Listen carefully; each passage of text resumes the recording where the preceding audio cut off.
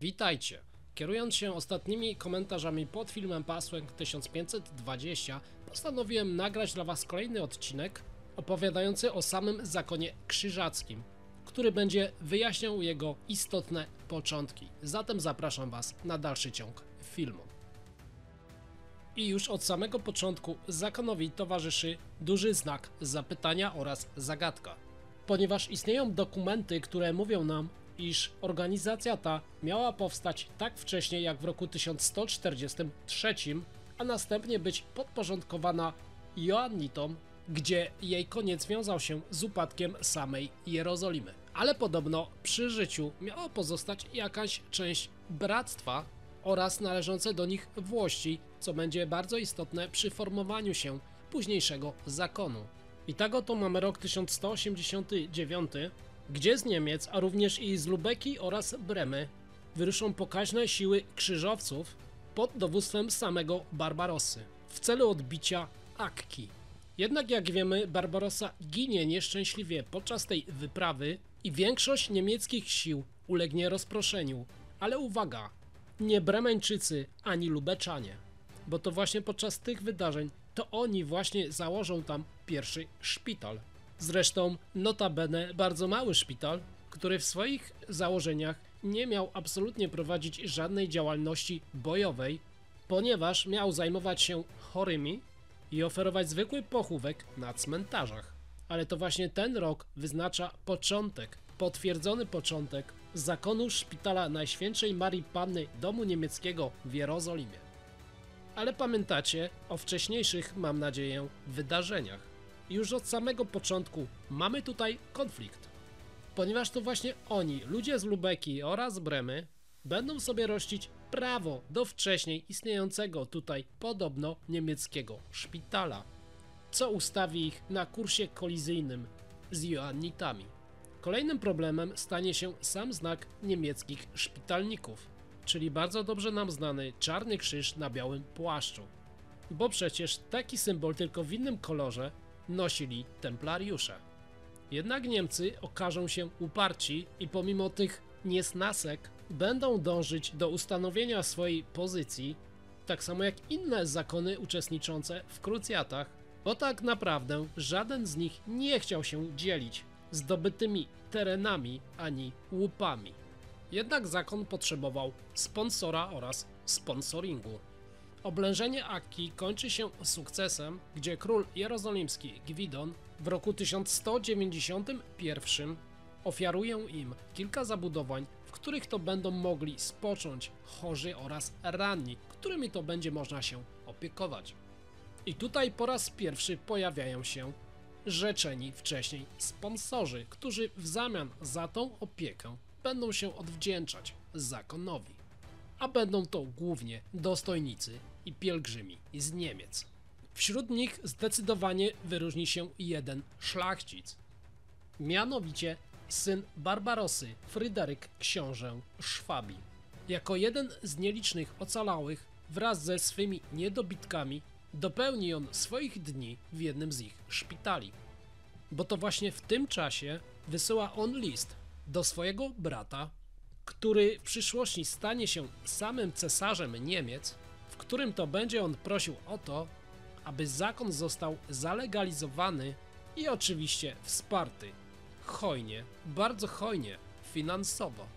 Można powiedzieć, że w tym oto momencie szpitalnicy doznają pierwszego rozwojowego kopa, bo Henryk VI, cesarz Niemiec, stanie się patronem zakonu, a mało tego, wkrótce to uczyni sam papież. Sam Henryk nada im kolejne posiadłości znajdujące się we Włoszech i jednocześnie obdarowując ich przywilejami handlowymi. A w ślad za nimi postąpią inni książęta Austrii i Niemiec. I od tej pory zakon uzyska środki, które będą mu pozwalać na rozwój militarny oraz materialny. I w roku 1197 ponownie armia chrześcijan melduje się pod Akką, jednak znowu śmierć cesarza będzie skutkowała niepowodzeniem tej krucjaty. I w tym momencie może wydawać by się mogło, że zakon dopiero co nowo uformowany mógłby łatwo upaść. tracąc swojego możnego sponsora. Jednak inni możni w tamtym czasie wcale nie chcieli zrezygnować z utraty tego przyczółka. I w roku 1198, zanim odpłynęli do Europy, postanowili zmilitaryzować tą organizację. I tak oto wysłana pisemna petycja do samego papieża Innocentego III zostaje przez niego zaakceptowana. I tego oto roku szpitalnicy zostają przekształceni ze zwykłego bractwa pomagającego chorym i cierpiącym w zakon rycerski o regule templariuszy w kontekście zbrojnego zwalczania pogan, jak również regule joannitów, mówiącej o opiece nad chorymi oraz wszystkimi tymi, którzy pielgrzymowali do Ziemi Świętej. Drugim zasadniczym kopniakiem rozwojowym dla zakonu stało się wybranie na jego głowę Henryka von Salze, prawdziwie pierwszego wielkiego mistrza. To pod jego kierownictwem zakon nabierze właściwego rozpędu, powoli stając się organizacją rozpoznawalną w świecie chrześcijańskim. Ale jeszcze w tym czasie, pod koniec wieku XII i na początku XIII, zakon nie liczy się kompletnie jako siła militarna, mogąc wystawić zaledwie około kilkunastu zbrojnych rycerzy do walki. I dzięki bliskiej współpracy z nowym cesarzem niemieckim, Fryderykiem II, będąc jednocześnie zręcznym politykiem, znacznie rozwinie on swój zakon pod swoimi skrzydłami, a głównie stanie się to w trakcie rozgrywających się wydarzeń Piątej Krucjaty w latach 1217 do 1221. Czy sam von Salze aż tak daleko wybiegał w przyszłość? No tego nie wiemy, ale zatroszczył się o to, aby jego organizacja zagościła też w Europie, a nie tylko na Bliskim Wschodzie, ponieważ w roku 1211, zaraz po jego wyborze, węgierski król Andrzej II sprowadza zakonników do Siedmiogrodu, gdzie ich zadaniem miała być obrona przed połowcami. Na razie jednak nie jest to istotnym faktem, ponieważ główne działania zakonu skupiają się na Egipcie i Krucjacie.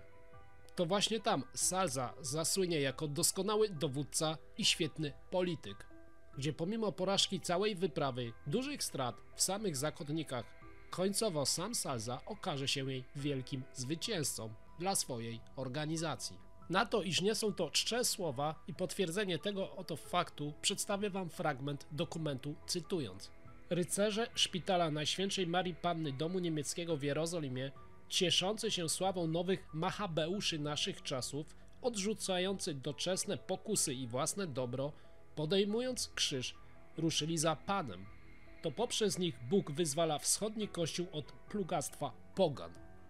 I pomijając przyczółek na Węgrzech, rozwija on nadal władztwo w Palestynie, gdzie to właśnie krzyżowcy pomagają budować wiele zamków dla joannitów czy templariuszy, również nie zapominając o własnej twierdzy, gdzie chyba najbardziej ufortyfikowaną, mającą w zamiarze być niezdobytą twierdzą jest Montfort Szafat, o której chyba wszyscy dzisiaj w Polsce nie pamiętamy.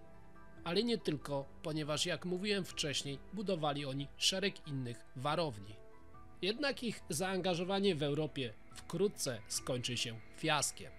Ziemia, którą otrzymał wojowniczy zakon niemiecki, znajdowała się w Transylwanii, a konkretnie w okolicach dzisiejszego Braszowa. Oczywiście z początkowym naciskiem na kompletny brak jej niezależności. Za to jednak zostali zwolnieni od danin i mieli prawo sądzenia. Doskonale tutaj możemy dostrzec rękę Salzy, ponieważ wybór padł na mniej znany zakon z racji koneksji rodzinnych. I nie byli to ani templariusze, ani joannici. Kolejny błąd, jaki popełnił tutaj monarcha węgierski, była sama umowa, niejasno sprecyzowana, gdzie każda ze stron interpretowała ją na swój sposób. Warunki też dla zakonników z Niemiec były sprzyjające, ponieważ król szybko wyprawił się na kolejną wyprawę krzyżową, będąc tutaj nieobecny przez 2 lata, a zakonnicy zaczęli robić swoje. Oczywiście walczyli z poganami, koczownikami, ale nie tylko. Zaczęli oni szybko sprowadzać nowych osadników z Niemiec, również budując liczne grody drewniano-ziemne, lecz nie tylko, ponieważ znalazły się i tutaj kamienne twierdze, nadając im czysto niemieckie nazwy, a jedną, którą być może znamy już z Prus, to Marienburg. Chyba tutaj mamy pierwszy przykład, jak doskonale zorganizowany był ten zakon krzyżacki, pomimo swojej początkowo małej liczebności. I szybko zaczął przerażać samych możnych na Węgrzech, dokonując błyskawicznego podboju i umocniania swojej pozycji nad Dunajem. Nie oszukujmy się też jedną rzeczą, to miejscowi Węgrzy nie potrafili sobie poradzić tutaj ze swoimi poganami i z pewnością zazdrościli spektakularnych sukcesów zakonnikom z Niemiec, co stało się na pewno powodem do nienawiści i chęci zemsty. I właśnie być może też również z tego powodu wcale nie musiało już minąć tak wiele czasu, by miejscowa szlachta zaczęła ich postrzegać jako wrogów i w ich głowach zrodził się plan wyparcia stąd zakonników. Pamiętacie, mam nadzieję, jak mówiłem wam o krucjacie, która wkrótce zakończy się totalnym niepowodzeniem. Oczywiście skargi jak najbardziej były tutaj uzasadnione pod adresem niemieckiego zakonu, ale też wiele było zmyślonych, powodowanych zwykłą zawiścią. I pomimo wielu licznych sypiących się do króla skarg i oskarżeń, ten nadal bronił zakonu niemieckiego. Jednak nacisk szlachty węgierskiej na usunięcie ekspansywnego zakonu nie słabł. Sam król nadal bronił swoich gości, a szlachcie darował kolejne przywileje. Jednak obie strony nie odpuszczały i wkrótce książę Bela, następca tronu, stanął po stronie możnych. I co paradoksalne, król nadal nie ustępował w swoim uporze. Dodatkowo poszerzył jeszcze bardziej ich uprawnienia, co tylko mogło przyspieszyć ich rozwój, ponieważ otrzymali oni kopalnię soli, ziemię wołoską i prawo wznoszenia kamiennych twierdz. I w roku 1224 dojdzie do przesilenia, kiedy to papież Honoriusz III wyda kolejną bulę, w której będzie mowa o tym, iż ziemię Królestwa Węgier, będące teraz w posiadaniu krzyżaków, przechodzą w protekcję kościelną, jednocześnie stając się Lennem, stolicy Piotrowej. Co z drugiej strony bardzo dobrze ukazuje nam, jak ekspansywny w tamtym czasie był Kościół katolicki i pożądał nowych terytoriów oraz bogactwa, używając do tego różnych zakonów rycerskich. I wydaje się, że w tym oto momencie Andrzej II, monarcha węgierski, w końcu otwiera swoje oczy i dostrzega całą prawdę. Oprócz tego, iż wydaje polecenie opuszczenia tej ziemi przez zakon, to również organizuje wyprawę wojenną i wkracza zbrojnie na ich terytoria, przykładowo paląc jedną z ich twierdz. I zakon, widząc przeważające siły węgierskie pod dowództwem księcia Beli, zrozumiał, iż dalszy opór nie ma sensu i również dyplomatycznie nie udało im się nic tutaj wskórać. I nie podejmując żadnej walki, uciekają z tego terytorium jak tchórze. I po raz kolejny w swojej historii zakon niemiecki stanie na skraju zagłady. Dodatkowo na Węgrzech wydarzyło się tutaj coś jeszcze, co wpłynęło na rysy wizerunkowe zakonu. Do tej pory uważani za ludzi krystalicznie czystych, walczących w obronie wiary oraz Boga, opuszczali tę ziemię w atmosferze skandalu, potraktowani jak zwykli rabusie czy najemnicy. Wydawać by się mogło, iż te wydarzenia przyczynią się do upadku samego zakonu i starcia ich z kart historii. Jednak to jest kolejny raz, gdzie do tego nie dojdzie, ponieważ nadal krzyżacy są obecni na Bliskim Wschodzie, a po katastrofalnej przecież klęsce na Węgrzech wkrótce pojawią się w Polsce. Ale jak naprawdę do tego doszło? Jeśli chcecie, będziecie mogli się o tym dowiedzieć w kolejnym odcinku, bo to właśnie od was zależy, czy taki kolejny odcinek powstanie. Dajcie mi znać w komentarzach, co myślicie o tym filmie i czy chcecie poznać dalsze losy krzyżaków oraz ich prawdziwą historię. Dzięki za uwagę, do usłyszenia w kolejnych odcinkach.